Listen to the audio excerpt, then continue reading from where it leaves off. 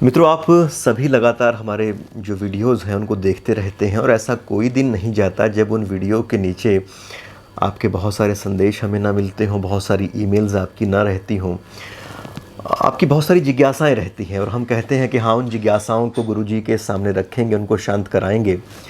पर कई बार कोई सीरीज चलती रहती है तो वो बीच में नहीं बन पाता। तो गुरुजी ने कहा कि हम आगे तब बढ़ेंगे, पहले अब तक की जिज्ञासाएं ले लें। तो अभी तक जो आपके कमेंट्स हैं उनको तो अब भी शामिल नहीं कर पा रहा, पर फिर भी जो हमारे पास ईमेल्स आई हैं तो उनमें से कुछ ईमेल्स जो हैं उनका प्रिंट मेरे हाथ में है, तो वो मैं आज गुरुजी के सामने रखूँगा। तो गुरुजी, ये चिट्ठियाँ हैं आपके नाम बहुत सारी। ये रोशन हैं, इन्होंने हमें ईमेल भेजी है। आपके जो लेक्चर्स हैं उनको बहुत ध्यान से सुनते हैं। आशीष उन्नियाल हैं देहरादून से, और ये लिखते हैं कि दर्शन के अंदर जो भी ज्ञान है, जो भी जिज्ञासा है, वो आपकी वजह से इनकी हो पाई है। और एक डॉक्टर ओम प्रकाश जुनेजा हैं, professor and head department of English, retired, और महाराजा सियाजीराव यूनिवर्सिटी बड़ौदा से।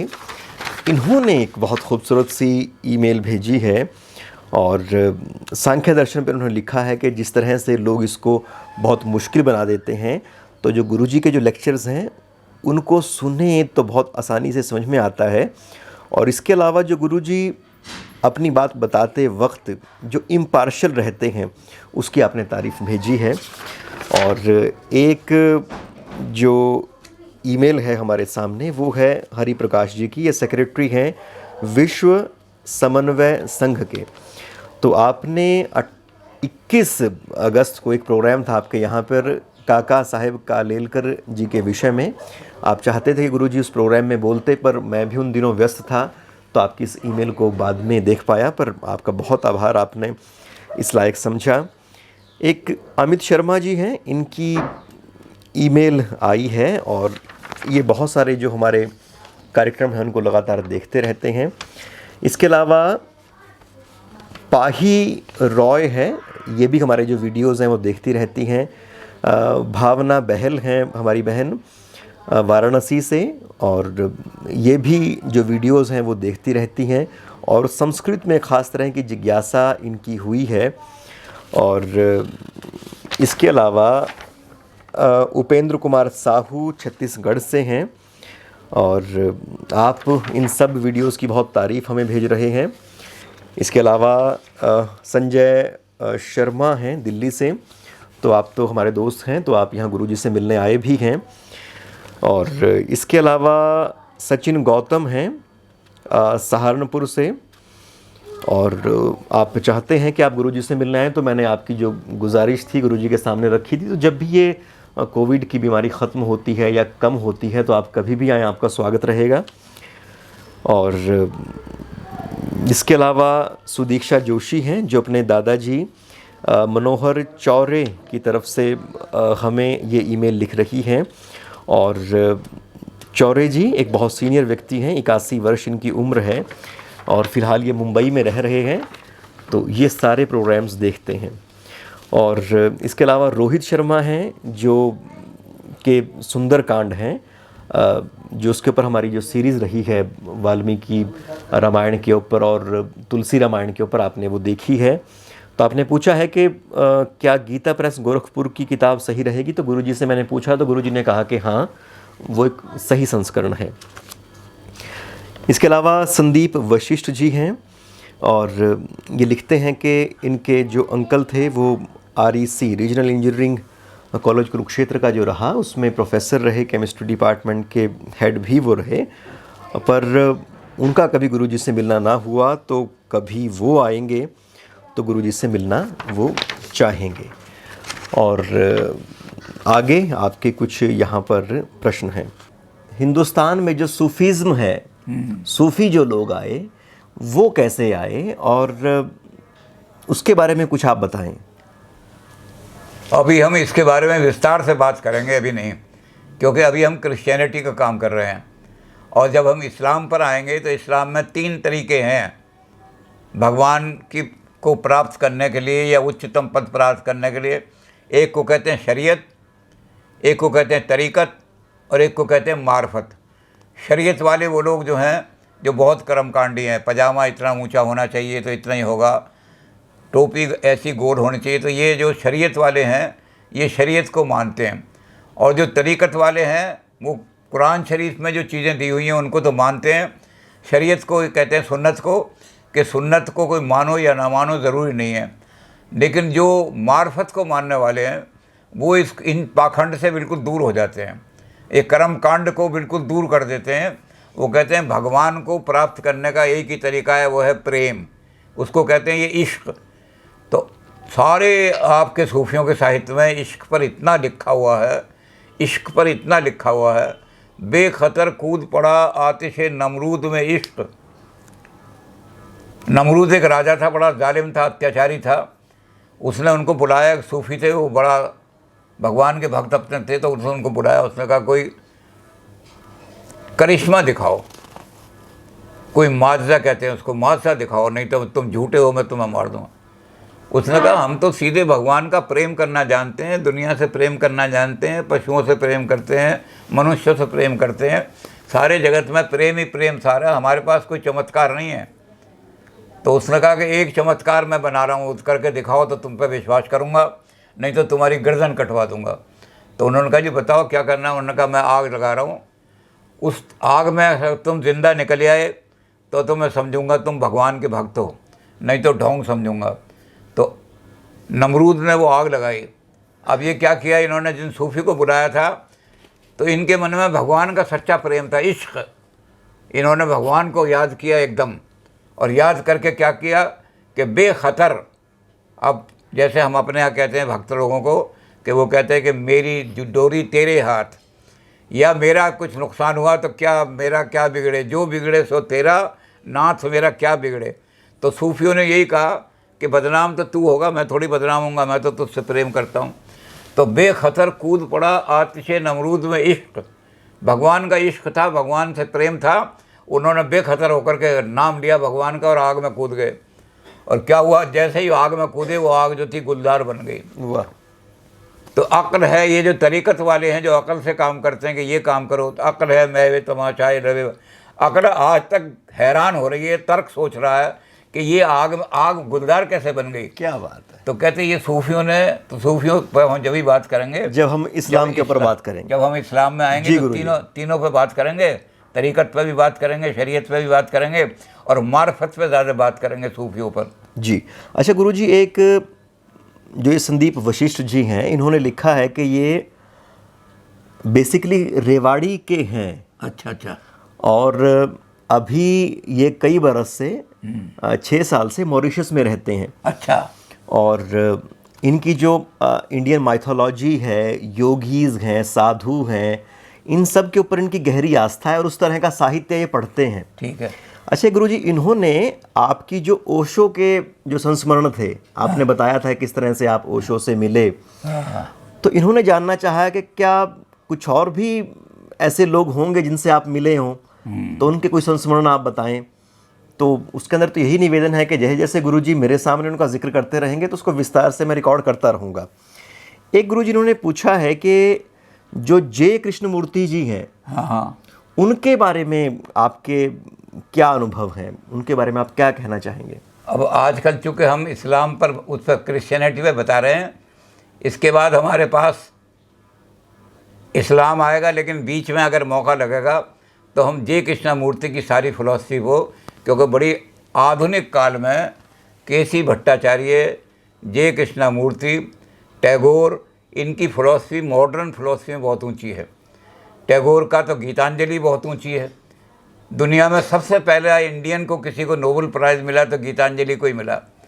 तो टैगोर की फ़िलॉसफी, मॉडर्न फ़िलॉसफी जो है, इसमें टैगोर का बहुत ऊंचा नाम है, कृष्णमूर्ति का बहुत ऊंचा नाम है, केसी भट्टाचार्य का।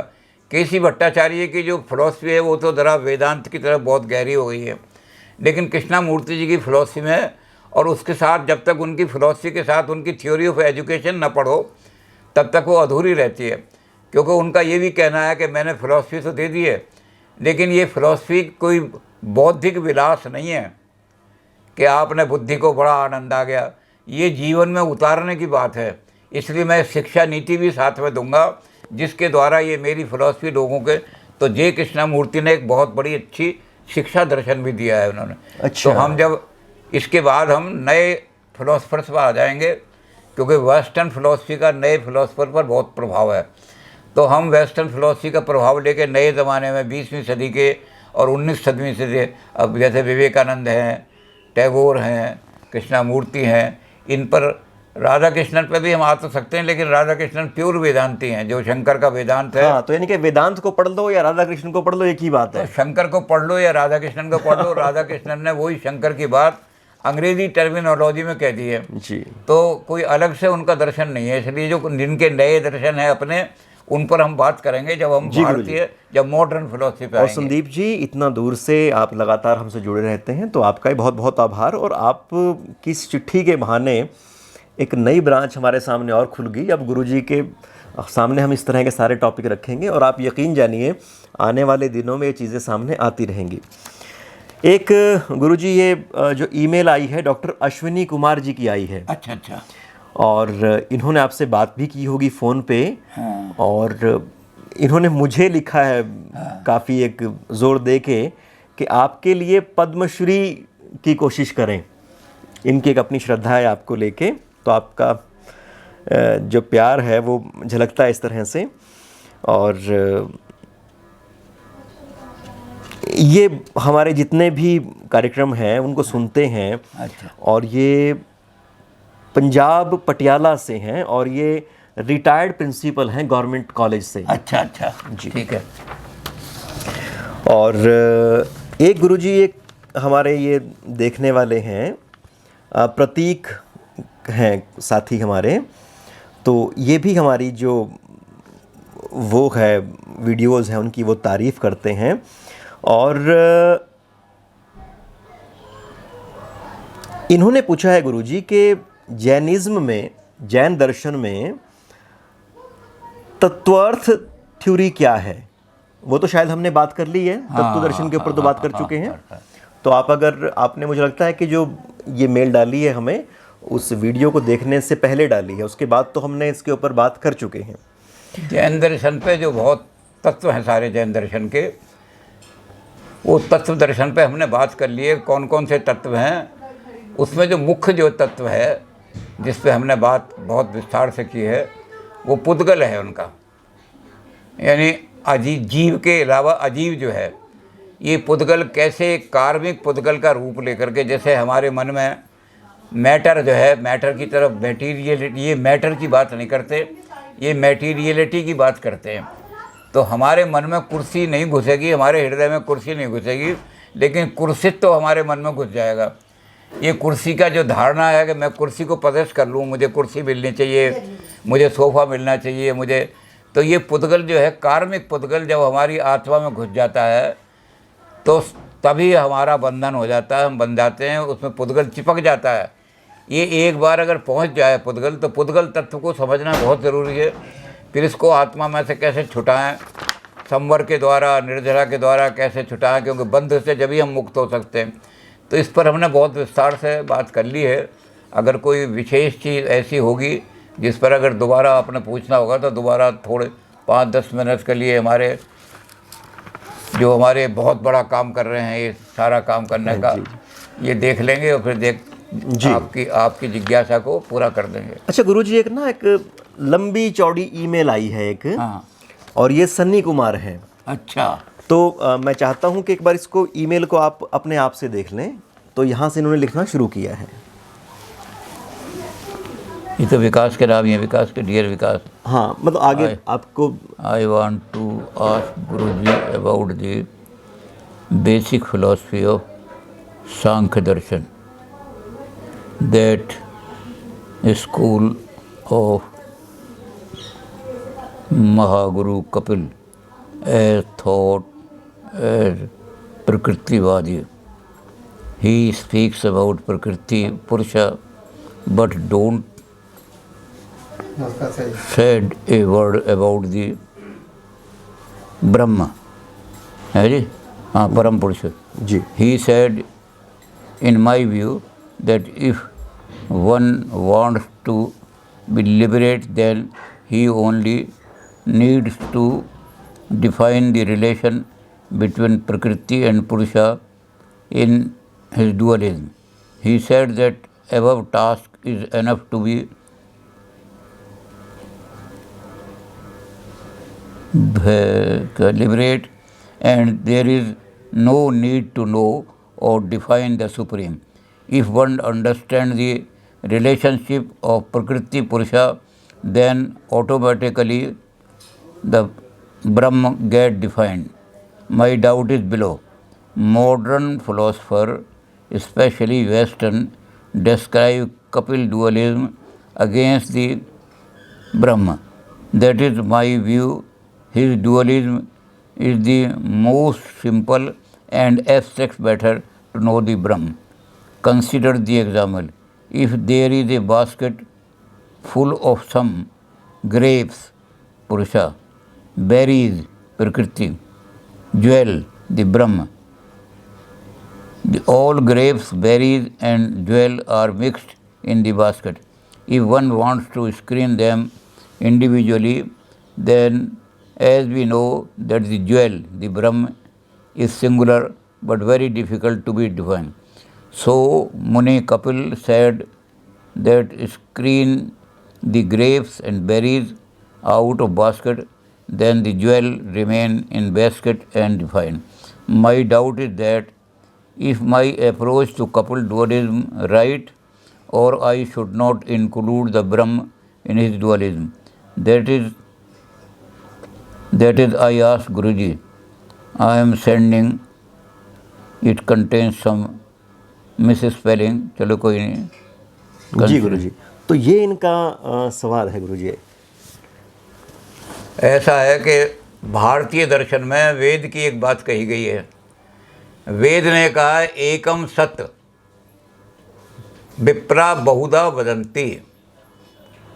इस जगत के रहस्य को जानने के लिए कोई एक ही चीज़ नहीं दी जा सकती। जो अनंत है उसके बारे में कोई एक शांत चीज़ नहीं दी जा सकती। नैको मुनिरस्य वचनम प्रमाणम। एक किसी मुनि के वचन को प्रमाण भी नहीं मान सकते कि ये मुनि ये कह रहा है तो उसको प्रमाण मान लो।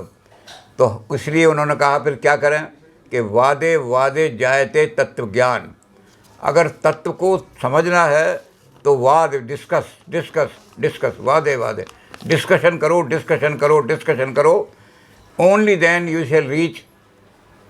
तो बुद्धि को बंद करके, अकल को बंद करके, अकल पे पर्दा डाल करके अगर हम ऐसे ही अंधविश्वास कर लें तो हम रियलिटी को नहीं जान सकते।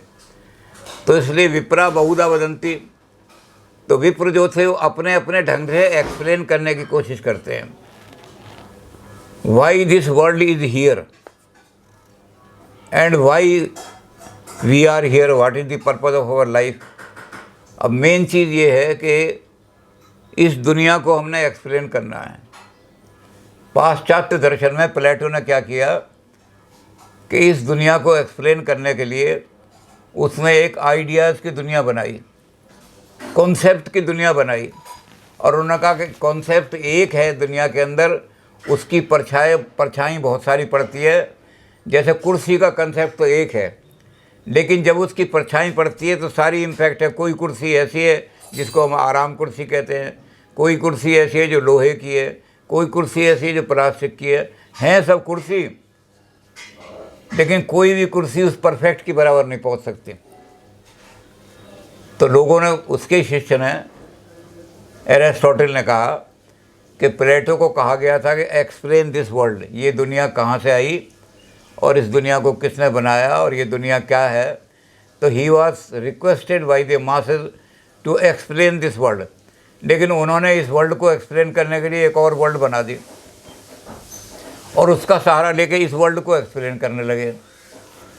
तो उन्होंने कहा उनकी हालत उस भोले किसान की तरह से है कि उसको एक आदमी ने पूछा कि तेरे पास कितनी भेड़ें हैं, तो उसने पहले भेड़ों के पैर गिने और 4 से तकसीम कर दिया, इतनी भेड़ें हैं।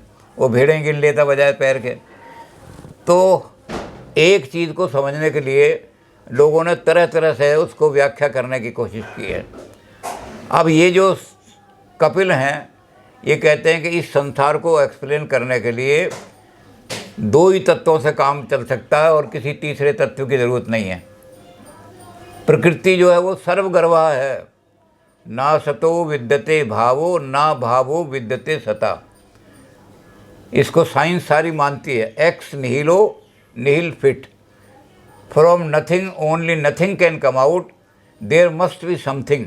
इसको कहते हैं सत्कार्यवाद। तो सत्कार्यवाद में है कि जो चीज़ जहाँ छुपे रूप में है वो चीज़ बाद में प्रकट हो जाए, तो उसी को कहते हैं क्रिएशन। अगर तिल के अंदर तेल, अगर रेत के अंदर तेल नहीं है तो भगवान भी वहाँ से तेल नहीं निकाल सकता। तो तेल निकालने वाला क्या करेगा? वो रेत को नहीं, रेत की तरफ नहीं जाएगा, वो तिल की तरफ जाएगा, तिल वहाँ से निकालेगा। तो इसलिए कि ऐसे तत्व की आवश्यकता है जिस तत्व में सारी चीज़ें बीज रूप में मौजूद हों, तो फिर ईश्वर का कोई रोल नहीं रहेगा। ईश्वर का कोई रोल नहीं है संसार को क्रिएट करने में। ये सारी चीज़ें पहले ही मौजूद थीं। क्या हुआ कि माचिस के अंदर अग्नि मौजूद है, आपने अग्नि क्रिएट नहीं की, जो छुपी हुई थी, लेटेंट थी, वो पेटेंट हो गई। लेटेंट का पेटेंट होना क्रिएशन कहलाता है। बीज के अंदर पेड़ जो है लेटेंट रूप में मौजूद है, जब वो पेटेंट हो गया तो पेड़ कहने लगा। तो लेटेंट को पेटेंट बनाने में किसी थर्ड एजेंट की आवश्यकता नहीं है, और जो चीज़ जहाँ नहीं है उसको कोई भी नहीं कर सकता। सांख वाले बिल्कुल चुनौती देकर के कहते हैं कि रेत में से तेल भगवान भी नहीं निकाल सकता, क्योंकि तेल वहाँ है ही नहीं। तो जो चीज़ जहाँ है वहाँ से चीज़ निकलेगी। अब इसको पेटेंट, जो छुपी हुई चीज़ है, उस चीज़ को बाहर लाना है। तो प्रकृति में सब चीज़ें छुपी हुई तो हैं। प्रकृति सर्वगर्भ है, अनंत है। प्रकृति इतनी अनंत है कि अनादिकाल से चलिए और अनंत तक चलेगी। इसमें से चीज़ें प्रोड्यूस होती रहेंगी, फिर भी ये ख़त्म नहीं होगी। इन एग्जॉस्टेबल है ये, इसको कोई एग्जॉस्ट नहीं कर सकता। करोड़ों साल भी हो जाएं तब भी ऐसे ही चलती रहेगी, कर इसमें से चीज़ें निकलती रहेंगी, क्योंकि सब इसके गर्भ में ही छुपे हुए हैं। तो जब इसके गर्भ में से छुपे हुए हैं तो बाहर कैसे दिखा? तो उसके लिए उन्होंने दूसरा तत्व रखा कि प्रकृति सब कुछ होते हुए भी प्रकृति के अंदर चेतना नहीं है। ऑब्जेक्ट तो हैं, लेकिन ऑब्जेक्ट की चेतना नहीं है, कॉन्शियसनेस नहीं है। अब जब मेरी आंख बंद है तो ऑब्जेक्ट मेरे सामने जो है वो भी मुझे पता नहीं लगा है या नहीं है। तो दूसरा उन्होंने प्रिंसिपल रखा कि once there should be a principle of consciousness, चेतना। जो चीज़ चेतना के सामने आती जाती है उसको हम कहते हैं प्रकट हो गई, और जो चीज़ चेतना में नहीं आती वो प्रकट ही नहीं हुई, उसको हम कहते हैं पता नहीं वो एग्जिस्ट करती है या नहीं करती। अब कोई चीज़ अगर एग्जिस्ट कर रही है लेकिन वो चेतना में हमारे नहीं आई, तो क्या पता वो है या नहीं है। तो चेतन तत्व में जो प्रकृति का जब प्रकाश डालता है पुरुष प्रकृति के ऊपर, तो जो चीज़ उस जहाँ प्रकाश पड़ता जाता है वो चीज़ बाहर निकलती चली जाती हैं। तो गर्भा में से, इसलिए ये मदर है और मदर ऑल। ये सबसे बड़े नमः प्रकृति भद्राय नियता प्रतापमताम। जब हम देवी का पाठ करते हैं, नमो देव्यै महादेव्यै शिवाय सत्यम नमः, नमः प्रकृति भद्राय नियता प्रतापमताम। हे प्रकृति, तुम अनंत हो, जगत की जननी हो, जगत माता हो, जगदम्बा हो तुम। इस जगत का कोई प्राणी ऐसा नहीं जो तुम्हारे बिना उत्पन्न हो सके। तुम देवों की भी माता हो, राक्षसों की भी माता हो, कुत्तों की भी माता हो, बिल्ली की भी माता हो, घोड़े की भी माता हो, पेड़ों की भी माता हो, पौधों की भी माता हो। तो तुम जगदम्बा हो, जगत जननी हो, जगदम्बा हो। तो नमः प्रकृति भद्राय नियता। तो पहला क्या कहा? नमो देव्यै महादेव्यै शिवाय सत्यम नमः, और नमः प्रकृति भद्राय। तो प्रकृति जो है इतनी सशक्त है, इतनी शक्तिशाली है कि कोई चीज़ ऐसी संसार में पैदा नहीं हो सकती जो प्रकृति के गर्भ में ना हो। अब प्रकृति के गर्भ में से चीज़ जो है वो प्रकट हो, कैसे हो? तो प्रकट होना कोई आदमी आके प्रकट नहीं कराएगा, बल्कि जब प्रकाश उसके ऊपर पड़ेगा वो चीज़ दिखने लगेगी। जब प्रकाश हट जाएगा वो चीज़ लुप्त हो जाएगी। अब ये कहते हैं वो चीज़ लोप हो गई, प्रकृति में ही समा गई। जहाँ से जिसका सोर्स होता है वो अपने सोर्स में समाता है। तो कपिल ने सारा जो लंबा चौड़ा इवोल्यूशन का है कि पहले क्या बनेगा फिर क्या बनेगा, वो हमने एक्सप्लेन कर दिया था विस्तार से, उसमें जी। सारा, कि 25 तत्व कैसे निकलेंगे उसमें से, प्रकृति में से, और उनसे सारा एक्सप्लेन हो जाता है। तो जो ईश्वर कृष्ण की कारिका है, उस कारिका में ईश्वर की का कोई जिक्र नहीं है। लेकिन बाद में लोगों को ये लगा कि पुरुष और प्रकृति का रिश्ता ऐसा तो है नहीं कि जो कंपलसरी हो। अगर कंपलसरी होता तो पुरुष कभी भी इसके बंधन से नहीं छूटता। एक्सीडेंटल है, और जो चीज़ एक्सीडेंटल होती है उसको मिलाने के लिए कोई एजेंट की ज़रूरत चाहिए। अगर वो नेसेसरी रिलेशन होता तो उन लोगों को ऐसा लगा कि एक ऐसा एजेंट चाहिए, लेकिन वो एजेंट उन्होंने फिर बाहर से नहीं, मूल सिद्धांत जो था उसको नहीं। तो उन्होंने कहा इस पुरुष के ग्रेडेशन है, कहीं चेतना थोड़ी होती है प्रकट, कहीं चेतना बड़ी प्रकट होती है, कहीं बड़ी तो उन्होंने कहा एक चेतना ऐसी है जो चेतना के परम रूप पर पहुंच जाती है। वो परम पर जो पहुंच जाती है वो परम पुरुष, पुरुष उत्तम, वो पुरुषोत्तम बन जाता है। तो पुरुष का ही जो रूप है वो पुरुषोत्तम है। पुरुषोत्तम ऐसा है जो सारे होल यूनिवर्स को इकट्ठा प्रदर्शित कर देता है। लेकिन हमारी बुद्धि लिमिटेड है, हम सारे होल यूनिवर्स को देख नहीं सकते। विज्ञान जो है देख रहा है कॉस्मोस को, गैलेक्सी कहाँ जा रही हैं, कितनी करोड़ों मील दूर है हमारे, लेकिन उनको भी देखा है। इसका मतलब विज्ञान ने उनकी चेतना का स्तर बहुत बढ़ा दिया है, और इस विज्ञान से भी बड़ा कोई और चेतना का स्तर होगा, वो सबसे उत्तम पुरुष होगा। तो पुरुषोत्तम तो है, पुरुषोत्तम की कल्पना तो है, लेकिन विज्ञान भक्षु ने जो व्याख्या की है उसमें कर दिया कि इन पुरुषों में, क्योंकि सारी चेतना एक सी नहीं होती। जैसे मैंने अभी कहा कि मामूली आदमी गैलेक्सी को नहीं देख पा रहा, लेकिन विज्ञान देख रहा है कि कौन सी गैलेक्सी कहाँ जा रही है। तो गैलेक्सी, तो इसलिए पुरुष को ही उन्होंने एक रूप दे दिया पुरुषोत्तम का। अब नामों का अंतर है, कोई आदमी मोक्ष कहता है, कोई मुक्ति कहता है, कोई निर्वाण कहता है। तो पुरुषोत्तम को ही लोग ब्रह्म मान सकते हैं, क्योंकि ब्रह्म जो है परम चेतना है, वहाँ कोई अंश नहीं है प्रकृति का, वो परम चेतना है। वो प्रकृति को प्रकाशित तो करता है लेकिन इसमें लिप्त नहीं होता। जी गुरु जी। तो पुरुषोत्तम ही, उसको नाम ब्रह्म का कह दो चाहे कुछ कह दो, पुरुषोत्तम ही है सारा। जी। तो सांख्य में पुरुषोत्तम का कंसेप्ट भी बाद में लेटर सांख्यिक जो थे उन्होंने ला दिया। तो ये सारा का सारा, इसमें कहीं भेद नहीं पड़ता, वो ब्रह्म कह दो उसको चाहे पुरुषोत्तम कह दो, एक ही बात है। जी। अच्छा गुरु जी, एक ये जो ईमेल है वो जयप्रकाश जी की आई है, और इन्होंने हमारे जो लेक्चर्स हैं वो देखे हैं, और इनकी अब जैन दर्शन में और ज़्यादा जिज्ञासा हो गई है। तो ये पूछ रहे हैं कि क्या पढ़ें जैन दर्शन को ताकि और बेहतर से जान सकें, तो आप इनको क्या सुझाव देंगे?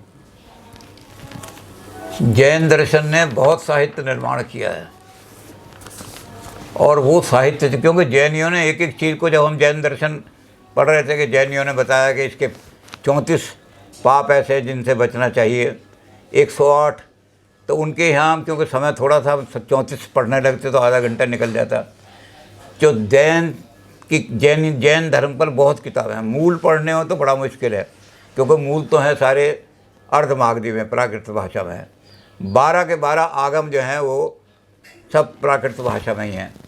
तो उन मूल आगमों पर जो लोगों ने हिंदी में सारा लिखा है, उसमें आप बहुत सारी आपको किताबें मिल जाएंगी। तो जैन तत्वार्थ मीमांसा, अच्छा, ये आपको मिल जाएगी, जो तत्व की बात बताएगी, जैनियों के कितने तत्व हैं, जीव तत्व है, अजीव तत्व है, अजीव तत्व के इतने हिस्से हैं, सारे के सारे।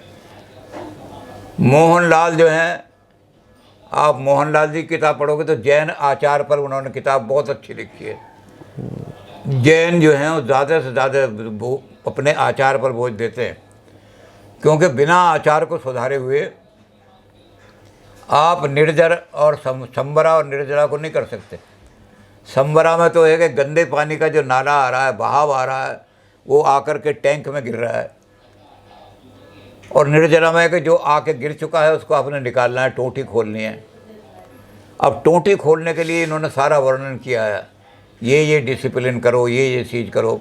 इसमें मैंने एक छोटी सी चीज़ बताई थी कि जैनी तो ये कहते हैं कि अस्ते जो है चोरी ना करो, तो एक आदमी जो है वो अपने मालिक से खेत जोतने के लिए 4 घंटे का समय लेता है और खेत जोतता है उसका, लेकिन मालिक नहीं देख रहा, वो जा कर के खेत में लेट जाता है, 2 घंटे काम करता है, 4 घंटे की मजदूरी ले लेता है। तो ये भी चोरी है जैनियों के हिसाब से, वो भी चोरी का ही पाप कर रहा है। तो जैनियों ने इस तरह चोरी की इतनी व्याख्या की है ज़बरदस्त। उसको मैंने कहा कि इसको आज के युग में लगाओ, जैनियों की व्याख्या को। आज के युग में क्या है कि 10 बजे से 5 बजे तक आप तनख्वाह लेते हैं। आप दिन में 10 बजे गए, 10:30 बजे दफ्तर में पहुँचे, फिर वहाँ अखबार पढ़ने लगे, फिर अपने साथियों से डिस्कस करने लगे, चीन से झगड़ा चल रहा है, उसमें क्या नीति है, फलाना नीति है। आपने 1 घंटा उसमें गुजार दिया। 11 साढ़े 11 बजे आपने 2 फाइलें 4 फाइल उठाई और उनको लिखा, इतनी देर में घड़ी की तरफ देखा, 12:30 पौने, यार कैंटीन में भीड़ हो जाएगी, चल जल्दी से चाय। वहाँ 1 बजे की कैंटीन में पहुँच गए, फिर 1 बजे लंच में चले गए, लंच से आके बैठे, 1 आध फाइल निकाली, 3 बजे फिर कैंटीन में चले गए। और शाम को 5 बजे आपने कहा कि अरे बस की लाइन में खड़े होंगे, लाइन लंबी हो गई तो बस निकल जाएगी, 5 की बजाय 10:30। तो आज के युग में जैनियों की इस चीज़ को लगाओ कि जब तनख्वाह तू 10 से और 5 की 7 घंटे की ले रहा है और काम तूने किया वहाँ 3 साढ़े 3 घंटे, तो तू चोर है। तो जैनियों ने इस तरह बड़ा विस्तार से, तो ये मोहनलाल जी की किताब जो है, इस पर जैन आचार पर इतना गहराई से वर्णन किया गया है। तो ऐसा साहित्य तो बहुत है, लेकिन ये मैंने 1-2 किताबें इसलिए बता दी कि ये इजीली उपलब्ध हो जाएंगी हर जगह, किसी भी जैन सेंटर में जाओगे आप तो मिल जाएंगी। तो अगर तत्व के बारे में समझना है जैनियों के, तो तत्वार्थ मीमांसा जैनियों की बहुत तकड़ी है। अगर जैनियों की नीति शास्त्र समझनी है तो मोहनलाल जी की किताब ले लो। तो ये किताबें जो हैं आपको, छोटी किताबें हैं, फिर इनके अंदर बहुत रेफरेंस मिल जाएंगे आपको, और जो आगम हैं पुराने उनके भी रेफरेंस मिल जाएंगे कि अमुक आगम में ये है, अमुक आगम में ये है। तो 12 आगम हैं। वैसे श्वेतांबर तो मानते थे 45, लेकिन दिगंबरों ने कहा कि सब झूठे हैं, ये महावीर स्वामी की वाणी नहीं है। तो गणधर जो थे, 11 गणधर, उन्होंने बाद में अपनी वाणी घुसा करके 35, तो इन्होंने रिजेक्ट कर दिए। अब जो हमारे पास उपलब्ध हैं वो 11 आगम प्रमाणित हैं, 12 आगम प्रमाणित हैं। और 13वें के बारे में संदेह है कि 13 आगम थे, एक आगम लुप्त हो गया। हमने कई जगह चिट्ठियाँ भी लिखी हैं, वहाँ जैन का बहुत बड़ा सेंटर है राजस्थान में, उनको भी लिखा, उन्होंने भी लिख दिया 30वां आगम लुप्त है।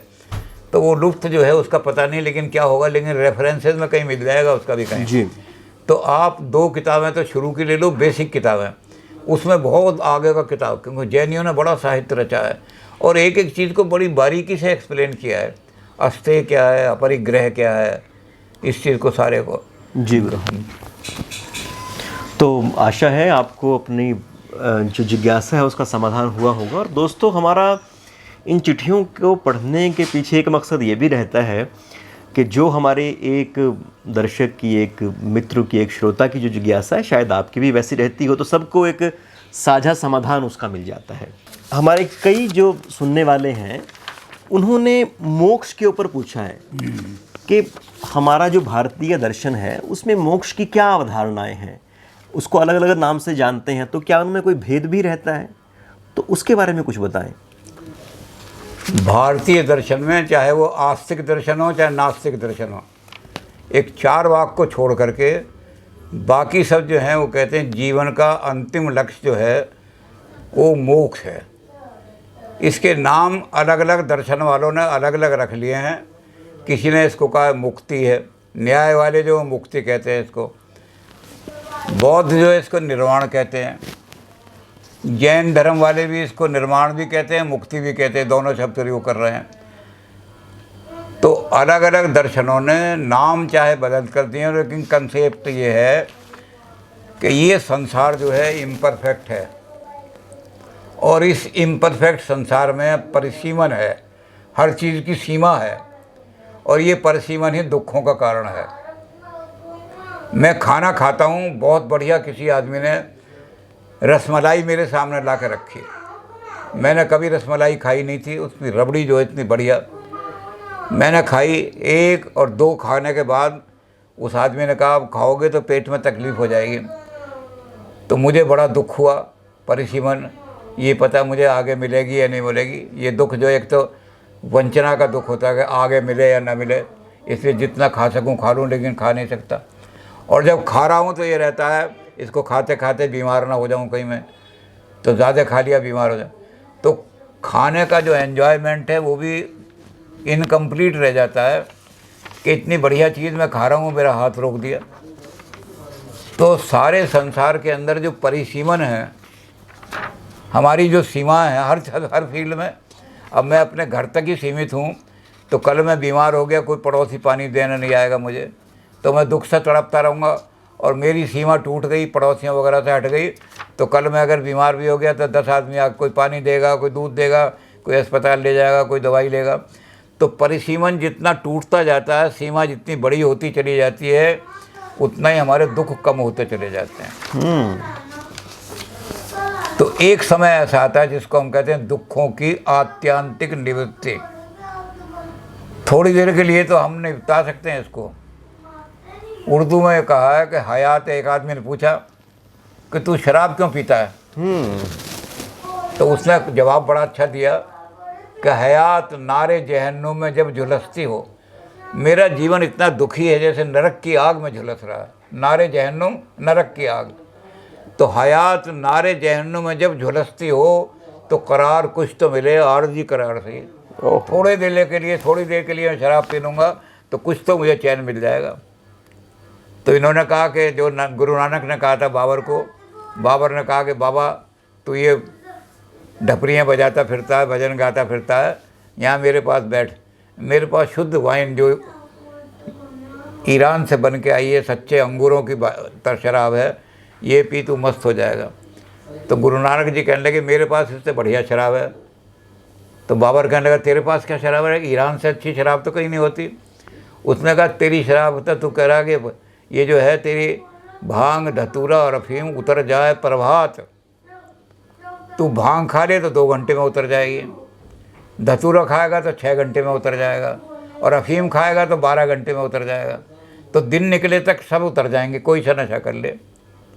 तो भांग धतूरा और अफीम उतर जाए प्रभात, नाम खुमारी नान का चढ़ी रहे दिन रात। मेरे पास ये नाम की जो शराब है, ये 24 घंटे के लिए 1 घंटे में 1 मिनट को भी नहीं उतरती।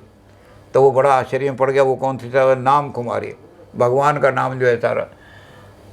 तो हमारे यहाँ इस बात को कहा गया कि कोई ऐसा तरीका भी है कि ये 1 घंटे या 2 घंटे या 6 घंटे के लिए हमें सुख मिल गया। बढ़िया भोजन कर लिया, 2 घंटे के लिए सुख मिल गया। नारी का संग कर लिया, थोड़ा आधा पौना घंटे के लिए सुख मिल गया, फिर उसके बाद दुख हो गया सारा। क्योंकि भूख जो है वो दुख का कारण है। कोई आदमी वैद्य के पास गया, एक आदमी, और उसने वैद्य को कहा वैद्य जी मुझे भूख नहीं लगती। तो वैद्य जी ने कहा भूख तो दुख की वजह, भूख में तो दुख लगता है, तो तुम तो बड़े भागवान हो, तुम्हें भूख नहीं लगती, दुख तुम्हारे दूर हो गए। कि तुम्हें मांगना भी नहीं आता, तुम मांगते हो भगवान से, दुख मांगते हो, भगवान मुझे भूख अच्छी तरह लगे। अरे भूख तो दुख देगी। अगर भूख नहीं मांगोगे तो भोजन की रुचि खत्म हो जाएगी, भोजन का आनंद कहाँ से लोगे? तो आनंद के लिए, प्लेजर के लिए हम पहले दुख मांगने जाते हैं। सेक्स में आदमी को बहुत प्लेजर मिलता है, लेकिन एक आदमी के साथ नारियां ला के खड़ी कर दी, मुझे सेक्स की इच्छा ही नहीं है, तो वैद्य के पास जाएगा, हकीम के, हकीम जी कोई ऐसी दवा दे दो जो सेक्स की उत्तेजना करने वाली हो, ताकि मैं उस महिला को एंजॉय कर सकूं। तो हमारे ऋषि कहते हैं कि तू भगवान से सुख मांगने गया था, दुख मांगने गया था, क्योंकि टेंशन, सेक्स की जो टेंशन है वो तो दुख पैदा करेगी। यानी गुरुजी एक अति पैदा करते हैं हम, फिर उसके समाधान के लिए दूसरी अति ढूंढते हैं। हाँ, तो कहते हैं ये जो दुख बार बार तू मांग लेता है भगवान से, फिर उसे थोड़ी देर के लिए सुख मिल गया, फिर दुख आ गया। तो एक समय ऐसा तलाश कर तू जब दुखों की आत्यंतिक निवृत्ति हो जाए। इसका नाम चाहे कुछ भी दे ले, तरीके चाहे कुछ भी कर ले इसके। अब तरीके को भी सबने अलग अलग बताए हैं, न्याय ने अलग बताया है, वेदांत में भी 2 आदमी हैं, शंकर ने एक तरीका बताया है। अब बंधन है आपका, शंकर की बात को हम थोड़े से उससे एक्सप्लेन करें। शंकर कहता है ये बंधन जो है ये अंधकार का बंधन है, अंधेरा। जब अंधेरा छा जाता है तो हर चीज़ हमें भूत प्रेत डराते हैं, सारी चीज़ें। तो अंधेरे को दूर करने के लिए कर्म करने की आवश्यकता नहीं है। दीपक जलाओ तो अंधेरा अपने आप नाश हो जाएगा। तो उन्होंने कहा कि अंतःकरण पवित्र हो गया तो हम ब्रह्मास्मि अपने आप हो जाओगे, तुम अपने आप ब्रह्म बन जाओगे, मोक्ष मोक्ष हो गया। ब्रह्म कभी का पतन नहीं होता, ब्रह्म इन्फिनिट हो जाता है, सारी सीमाएं टूट गई। रामानुज कहते हैं नहीं, अंतःकरण को पवित्र करने के लिए कर्म बहुत ज़रूरी है। अच्छे कर्म करोगे, शुभ कर्म करोगे तो उसमें कर्म और इसका समुच्चय होना चाहिए। तो मार्ग तो लोगों ने अलग अलग बताए, लेकिन गंतव्य एक ही बताया, दुखों की आत्यांतिक निवृत्ति, यानी दुख दोबारा रिपीट ना हो। एक बार मेरी भूख बुझ गई तो दोबारा भूख मुझे रिपीट ना हो और भोजन की इच्छा ही ना हो, तो ऐसी चीज़ खाऊं जो अनंत तक मैं फिर, तो ये जो है ये मोक्ष का कंसेप्ट है। अब इसके लिए मार्ग जो बताए हैं अलग अलग, उनको अगर संक्षिप्त में बहुत सबके सारे दर्शनों के मार्ग जो उनको निचोड़ लें तो उनको दो भागों में बांटेंगे हम। एक भाग को कहेंगे वो निवृत्ति मार्ग और एक भाग को कहेंगे प्रवृत्ति मार्ग। निवृत्ति वाले कहेंगे कि संसार जो है ये तो दलदल है, कीचड़ है, एक बार इसमें फंस गए तो निकल नहीं सकते, और कीचड़ की तरफ जाओगे तो तुम्हारे कपड़ों पे गंदगी लगे ही लगेगी, बचा नहीं सकते आप इसको। आप ये जाओ कि मैं कीचड़ की तरफ जा रहा हूँ लेकिन कपड़े बचा लूँगा मैं अपने, तो संभव ही नहीं है। तो संसार की जो गंदगी है उसके लिए विस्तार से उन्होंने कहा, संकुल मकर उरग झस जाति अति अगाध दुस्तर सब भांति। ये समुद्र जो है इतना बड़ा गहरा समुद्र जिसमें आप यहीं डूब जाओगे गंदगी में, ये इतना दुस्तर है, इसको समझ नहीं पाते आदमी। एक आदमी 20 साल तक आपका बड़ा गहरा मित्र रहा, लेकिन थोड़े से प्रलोभन में आपके उसने आज छुरा घोंप दिया, आप उसको 20 साल में भी नहीं समझे। तो इसको समझना बड़ा मुश्किल है संसार को। इसलिए हमारे यहाँ बड़े भले भजन में कबीर ने कहा, पायो नहीं कछु पार जगत में, बड़े बड़े साधु और सन्यासी डूब गए मझधार। बड़े बड़े साधु और सन्यासी उन्होंने क्या किया कि माया मोह से प्रीत लगा के डूब गए मझधार जगत में, पायो नहीं कछु पार जगत में। बड़े बड़े साधु और सन्यासी आए, लेकिन एक बार माया के चक्कर में फंसे तो यहीं मत डूब गए, इस संसार का भेद ही आज तक पता नहीं लगा सके। तो ये बड़ा संसार जो है इसका, अब इसमें क्या है कि संकुल तो हो गया, संकुल मतलब इतना कॉम्प्लिकेटेड है कि इसको आप बिल्कुल समझ नहीं पाओगे। कौन किसके साथ क्या करेगा, कौन किसके साथ प्रेम करेगा, कौन किसके साथ धोखा दे दिया कुछ कर देगा, तो इस संसार को कोई आज तक समझ नहीं पाया। सब धोते गद्दियों में भी होता है, गुरु जिस पे बड़ी कृपा कर रहा है, कर उसने गुरु को गला घोट करके गद्दी ले ली, गुरु ने 40 साल तक उसको चेला रखा। तो इसलिए संसार को पहले तो समझना बड़ा मुश्किल है। और समझ लिया तो क्या होगा, इसमें समझ लिया उसने कहा अच्छा संकुल को तो मैंने ठीक कर दिया, समझ लिया, तो मकर मिल जाएंगे आगे। मकर क्या करते हैं, वो टांग खींच लें तो कोई छुड़ा नहीं सकता। मगरमच्छ जिसको पकड़ लेता है, तो संसार में टांग खींचने वाले बहुत हैं। इस दुनिया के अंदर एक दूसरे की टांग खींचने वाले इतने हैं कि आप उनको पहचान नहीं सकते कौन टांग खींचे। तो संकुल मकर उरग डंक मार दे आपको। जैन धर्म में मैंने बताया था वो कि जैन जब महावीर स्वामी को ज्ञान प्राप्त हुआ, त्रिकालज्ञ हो गए वो, तो जैसे वो नीचे से उतरे, जहाँ आसन बैठे हुए थे, जैसे ही नीचे उतरे सांप ने आकर उनके बड़ी जोर से डंक मारा, तो उन्होंने अपनी शक्ति से उसकी गति रोक दी सांप की। और त्रिकालज्ञ थे इसलिए देखा, उन्होंने कहा हे सर्प, तुम पिछले जन्म में भी लोगों के डंक मारते थे, इसलिए तुझे सर्प की योनि मिली, और इस जन्म में भी तू डंक मार रहा है तो आगे भी तू सांप ही बनेगा। जिस दिन तू डंक मारना छोड़ देगा मानव बन जाएगा। उस सर्प ने उनके चरणों में करके कहा कि आज के बाद डंक नहीं मारूंगा, उनकी कृपा से मानव बन गया। कौन आदमी कितना डंक मारने वाला, कैसे बचोगे उनसे, कौन आदमी कब डंक मार दे आपको। तो संकुल उरग मकर, और फिर इनसे भी बच गए तो झच मछली की दुर्गंध। बम्बई में जो सी है वहाँ उस सी पर ज़्यादा वो लोग नहीं जाते। मद्रास का समुद्र बहुत शांत है, वहाँ जाते हैं। बम्बई में क्यों नहीं जाते कि मछलियों की दुर्गंध इतनी है, मछेरे इतने मछली पकड़ते हैं वहाँ, और मछलियाँ सूख रही होती हैं। तो ये जो दुर्गंध है, वासना की दुर्गंध, ये वासना कब भड़क जाए कुछ पता नहीं लगता। बहुत कंट्रोल कर रहा है आदमी, लेकिन जगह देखा कि एक नारी जा रही है अकेला सुनसान जगह, कब भड़क जाएगी, अपने आप पे कंट्रोल नहीं है। तो ये सारी चीज़ें संसार में हैं, तो उसने उन्होंने कहा कि इसलिए संसार को त्यागो, ये निवृत्ति मार्ग है, कीचड़ की तरफ जाओ ही नहीं। तो जब त्याग दोगे इसको, लोकेशना भी त्याग दी, पुत्रेशना भी त्याग दी, वित्तेशना भी त्याग दी, जब इस संसार को त्याग दोगे तो फिर आप उस दलदल से बच जाओगे और फिर अपनी आत्मा को शुद्ध करके सारा वो बहुत उन्होंने लिखा।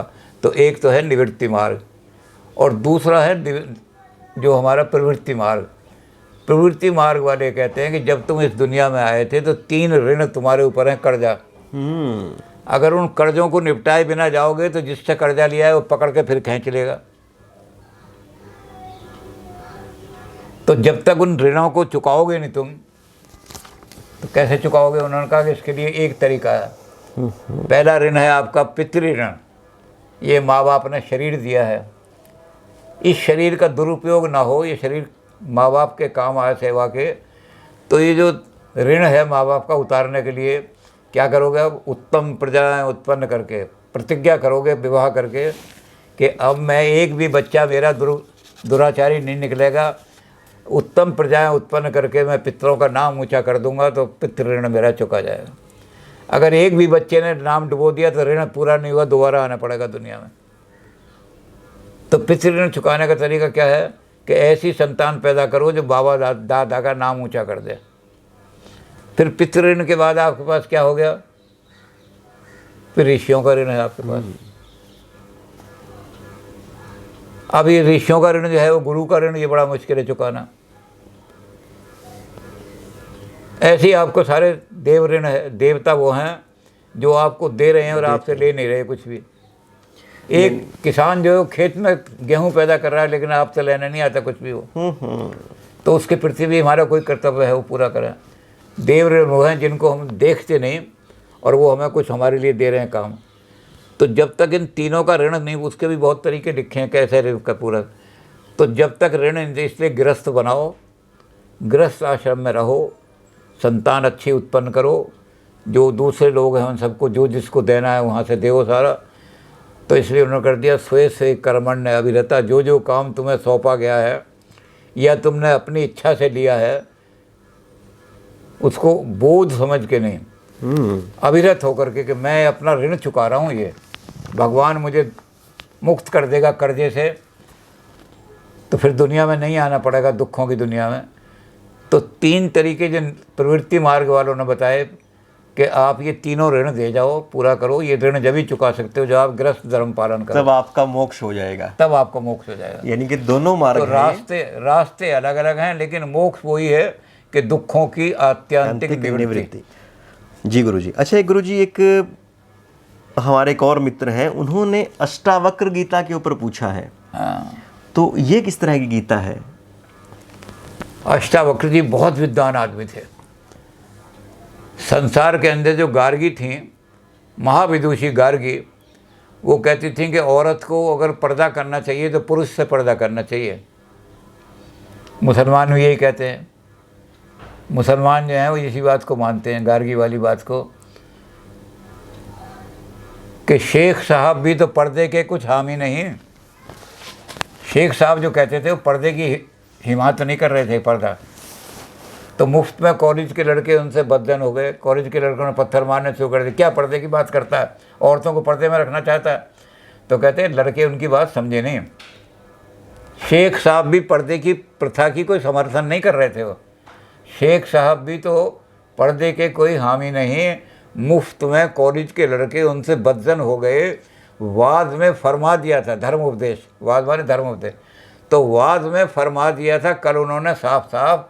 अब पर्दा हम किससे करें जब मर्द ही जन हो गए, सारे मर्द जो हैं हिजड़े बन गए, तो पर्दा किससे करें? पर्दा तो मर्द से करना पड़ता है। तो गार्गी भी ये कहती थी कि पर्दा तो मर्द से करना पड़ता है, जिस दिन कोई मर्द मुझे मिलेगा उस दिन कपड़े पहनूंगी, नहीं तो नहीं पहनूंगी। वो दरबार में आकर बैठ जाती थी, उनके माथे का जो उनकी जोत जो थी ज्ञान की, उसे देख करके जनक के दरबार में किसी आदमी की हिम्मत नहीं पड़ती थी उनकी तरफ देखने की। तो अष्टावक्र को पता लगा, वो वहाँ शास्त्रार्थ करने के लिए आए। तो चूँकि 8 उनकी जगह शरीर टेढ़ा था, उनकी पूरी कहानी है। उनके बाप ने उनको शाप दे दिया था कि तू टेढ़ा ही मुड़ा पे। अच्छा। तो वो अष्टावक्री जो थे, ज्ञानी बहुत थे, तो वहाँ आए। तो जैसे ही वहाँ सभा में घुसे, वो लोग जो थे अष्टावक्र को देख कर उनका मखौल करने लगे। तो अष्टावक्र वापस हो गए। जनक को बड़ा दुख हुआ, इतना बड़ा महात्मा, इतना बड़ा ज्ञानी आया, क्या कोई स्वागत में कमी रह गई क्या? तो उन्होंने मंत्री भेजे। तो उन्होंने कहा जनक से कहना तेरी सभा विद्वानों की सभा नहीं है। तो राजा जनक ने जाके माफ़ी मांगी, हाथ जोड़े और वहाँ आए। वहाँ ब्रह्म विचार पर अष्टावक्र गीता है एक बहुत बड़ी पूरी। तो अष्टावक्र गीता में गार्गी से उनका शास्त्रार्थ। अच्छा। ब्रह्म के ऊपर, ब्रह्म का क्या है। और ब्रह्म निरूपण में जब वो गार्गी से उन्होंने प्रश्न किए गीता, गार्गी गीता, तो गार्गी ने उनके प्रश्नों का उत्तर देने के बजाय कहा, मुंह फेर लिया और मुंह फेर के कहा पहले मुझे एक वस्त्र ला के दो, इस वस्त्र को मैं ओढ़ूंगी क्योंकि आज मुझे पुरुष एक ही दिखाई दिया है। वाह। तो जनक ने कहा, उसने कहा कि जिसने ज्ञान नहीं उसको तो जब कुत्ते नंगे फिरते हैं तो मैं उनके सामने पर्दा थोड़ी करता हूँ, गधे नंगे घूमते तो उनके आगे पर्दे थोड़ी करूँगी, पुरुष जब दिखाई देगा तो पर्दा करूँगे। तो आज पुरुष, पहला पुरुष मिला है। तो गार्गी भी जिनसे हार गई, तो वो अष्टावक्र जी, वो अष्टावक्र हैं। तो अष्टावक्र की गीता बड़ी प्रसिद्ध गीता है, बहुत बड़ी है सारी गीता। तो बाद में जब चलेंगे तो और छोटे मोटे काम बाद में करेंगे। अभी तो हमारा काम ही चल रहा है, धर्म पर है, उसके ऊपर धर्म चल रहा है हमारा। तो इसके बाद और चीज़ें जो है बाद में कर लेंगे शायद। जो ब्रह्म सूत्र है इसके बारे में भी पूछते हैं कई मित्र, तो उसके बारे में थोड़ा सा बता दें विस्तार से, कभी बाद में बात करेंगे। हमारे यहाँ जो सारे वेदांत का आधार है, वेदांत को दुनिया वाले ऑफिशियल फिलॉसफी ऑफ इंडिया कहते हैं। भारत की सब फिलॉसफियों का सरताज, भारत की सब फिलॉसफियों का मोहर मुकुट वो वेदांत है। अब वेदांत क्या है? वेद का अंत। इसके दो मानी हैं। वेद धातु से वेद बना है, वेद का मतलब है टू नो, और वेदांत का मतलब है जहाँ नॉलेज का एंड हो जाए, उससे ऊपर की नॉलेज संभव ही नहीं है। तो राधा कृष्णन ने इनको इसी रूप में लिया, this is the final phase of human thought. ये नहीं कि भाई आज तक किसी ने नहीं सोचा, कल कोई सोच लेगा। वो कहते नहीं, जिस पर सोचा जा ही नहीं सकता। वाह। फाइनल फेज है ह्यूमन थॉट का। इससे आगे ना मनुष्य ने पहले कभी सोचा न आगे सोच सकेगा। तो ये वेदांत का मतलब हो गया final phase of human thought. दूसरे लोगों ने कहा कि वेद में पहला जो है मंत्र भाग में ईश्वर की उपासना है, दूसरा ब्राह्मण भाग में कर्म कांड है, और तीसरे भाग में क्यों, ये प्रश्न पूछे गए, ऐसा क्यों? तो वो जो है फिलॉसफी आ जाती है, वो उपनिषद कहलाता है। उपनिषद का मतलब होता है कि उपनिषद बिल्कुल निकट बैठ करके गुरु के जो ज्ञान प्राप्त किया। गुरु पढ़ा रहा है, लड़के दूर दूर बैठे हैं, और एक लड़का बहुत विद्वान है, कहता है तू यहाँ आगे बैठा कर मेरे पास। तो जो गुरु के निकट बैठ करके जिसको गुरु गोपनीय ज्ञान देता है, वो उपनिषद है सारे के सारे। तो उपनिषदों का सार जो है, अब उस 4 महावाक्य हैं उपनिषद में।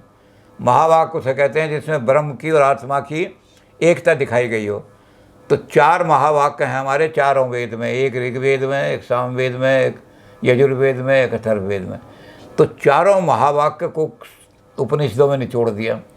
अब इनका सबका निचोड़ निकाल करके, क्योंकि इस उपनिषदों में कई चीज़ें ऐसी आ जाती हैं जो कंट्राडिक्टरी दिखाई देती हैं, एक जगह कुछ कहा, एक जगह कुछ कहा। तो इनको सबको, इनके कंट्राडिक्शन को दूर करके बादरायण ऋषि है, जिनको आम भाषा में वेद व्यास जी कहते हैं। बादरायण के नाम से लोग जानते नहीं, इसलिए गलत जगह लिख देते हैं। बादरायण ऋषि ने जहाँ सारे वेदों का निचोड़ निकाल करके और ब्रह्मसूत्र की रचना की, तो वो बद्रीनाथ जगह है। तो बद्रीनाथ में बद्री के स्पेलिंग से थी बादरायण, बा और दा और रा और यार, तो बादरायण से बद्री बन गया। और लिखते क्या है, बा और दा में रा मिला दिया। इस बद्री के माने होते बेर, वहाँ बद्रीनाथ जी में पहाड़ में बेर थोड़ी पैदा होते हैं। तो बादरायण जी का नाम कोई नहीं जानता, वेद व्यास के नाम से जानते हैं उनको। तो बादरायण ऋषि ने बैठ करके सारे उपनिषदों में से जितने भी कंट्राडिक्शन या कंट्रोवर्सी थी उन सबको दूर करके और उन वेदांत उसका निचोड़ निकाल दिया। वो ब्रह्म सूत्र में चारों वाक्यों को एक्सप्लेन कर दिया। वेद इसके ब्रह्मसूत्र के 4 खंड हैं, उन 4 खंडों में एक एक महाभाष्य को सारे को एक्सप्लेन कर दिया। ये वेदांत जो है हिंदुस्तान की प्रस्थान त्रयी का पहला भाग है। प्रस्थान त्रयी का मतलब 3 पिलर्स ऑफ इंडियन कल्चर। सारी इंडियन कल्चर जो है 3 पिलर पर खड़ी हुई है। उसमें एक है, पहला है ब्रह्मसूत्र, दूसरा है अलग अलग उपनिषद के ज्ञान, और तीसरा है हमारा गीता। इन तीनों का जिसको ज्ञान नहीं होता उसको आचार्य नहीं कहा जाता। उसको आचार्य कह करके नमस्कार करने से भी आदमी की आत्मा का पतन होता है। जैसे सुकरात कहता था कि अज्ञानी को नमस्कार न करने से, इसलिए किसी भी अज्ञानी को नमस्कार मत करना और ज्ञानी के चरण छू लेना। तो इन जो वेद हमारे जो हैं, इसमें ये वेदांत में कि जो आचार्य कहलाने का अधिकारी है, जिसने प्रस्थान त्रयी पर भाष्य किया हो, ये प्रस्थान त्रयी का अध्ययन किया हो, तो उसी को आचार्य, जिसने वेदांत को अच्छी तरह से समझने के लिए ब्रह्मसूत्र पर भाष्य लिखा हो, कमेंट्री लिखी हो ब्रह्मसूत्र, उसी को आचार्य कह के नमस्कार नहीं करना। नहीं तो पंडित जी नमस्ते, लाला जी नमस्ते, कुछ भी कह देना, लेकिन आचार्य नहीं कहना। तो ब्रह्मसूत्र बहुत हमारी आधारशिला है हमारे सारे उसका, और वेदों का निचोड़ है। तो वेदों के चारों, जो वेद के 4 महावाक्य हैं, उन चारों की व्याख्या इसमें आ जाती है। 4 अध्याय हैं इसके अलग, उन चारों में इसकी व्याख्या है। तो ये हमारा सबसे बड़ा आधार है। इसके बारे में जब शोपेनहावर, दुनिया के बहुत बड़े फिलोसफर थे फ्रांस के, जब उनके पास ये ज्ञान पहुंचा तो उन्होंने एकदम उठा के, oh this is the solace of my life, वाह, and this is the solace of my death. तो मित्रों, ये थी आपकी कुछ ईमेल्स जो आज हम शामिल कर पाए, और आपके बहुत सारे संदेश हैं जो रहते हैं, बहुत सारी ईमेल्स ऐसी हैं जो नहीं पढ़ी जा सकी, पर ये सिलसिला आगे भी जारी रहेगा।